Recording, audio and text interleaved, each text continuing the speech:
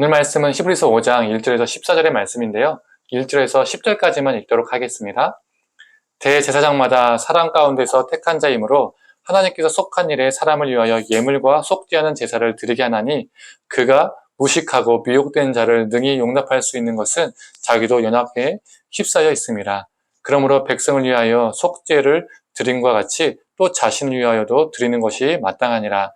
이 종기는 아무도 스스로 취하지 못하고 오직 아론과 같이 하나님의 부르심을 받은 자라야 할 것이니라.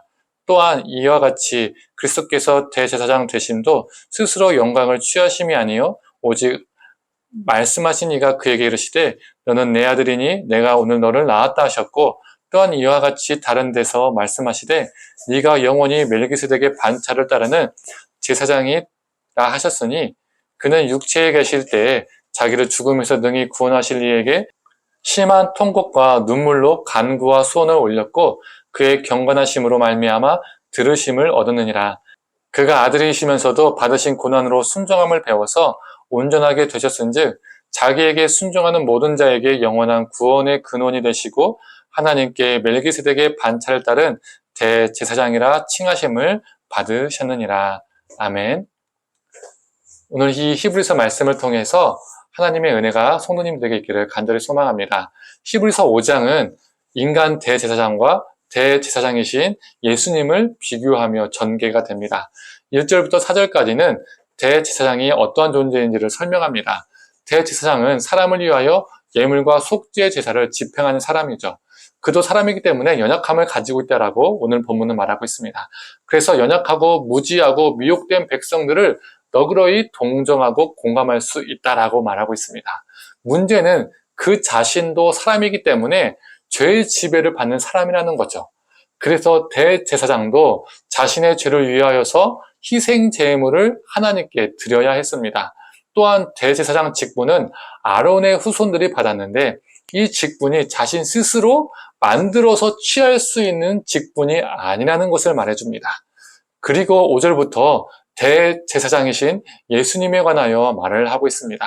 예수님도 대제사장직을 스스로 취한 것이 아니고 하나님께서 그렇게 불러주셨음을 설명합니다. 이때 히브리서 저자는 시편 2편 7절의 내용인 너는 내 아들이니 내가 오늘 너를 낳았다라고 이 말씀을 인용합니다. 예수님은 인간으로서 대제사장이 아니라 하나님의 아들로서 대제사장임을 말해주고 있죠. 즉 인간 제사장과 차이점을 말하고 있습니다. 그리고 시편 110편을 인용해서 예수님은 인간 아론의 후손이 아닌 멜기세덱의 반차를 따른 대제사장임을 선언합니다. 이 멜기세덱이 누구이죠? 창세기 14장에 등장하는 존재입니다. 14장 18절을 읽어보도록 하겠습니다. 살레망 멜기세덱이 떡과 포도주를 가지고 나왔으니 그는 지극히 높으신 하나님의 제사장이었더라. 이 멜기세덱은요, 어디서 나서 어떻게 죽었는지 모르는 알 수 없는 신비한 존재이자 제사장입니다. 예수님을 멜기세덱을 잇는 대제사장이라고 표현한 것은 예수님이 인간 아론의 후손이 아니라 예수님이 하나님께로부터 온 존재, 멜기세덱처럼 신비한 존재임을 말하기 위함이죠. 7절부터는 대제사장이신 예수님의 순종에 관하여 언급을 합니다. 그 순종은 어떤 순종이죠? 우리를 구원하기 위한 순종이었습니다. 십자가 죽음을 향한 순종이었습니다. 인간 대제사장은 죽은 짐승의 피를 제단에 뿌리는 일을 했지만 자기 자신을 희생하는 고통을 짊어지지는 않았습니다. 그러나 대제사장이신 예수님은 자기 자신을 희생 제물로 드리는 그 고통을 짊어지셨습니다. 이게 인간 대제사장과 차이점이죠. 이제 대제사장이신 예수님을 따르는 자에게 요구되는 것이 무엇일까요? 예수님께서 순종하셨던 것처럼 우리도 순종의 길을 걷는 것입니다. 9절의 말씀입니다.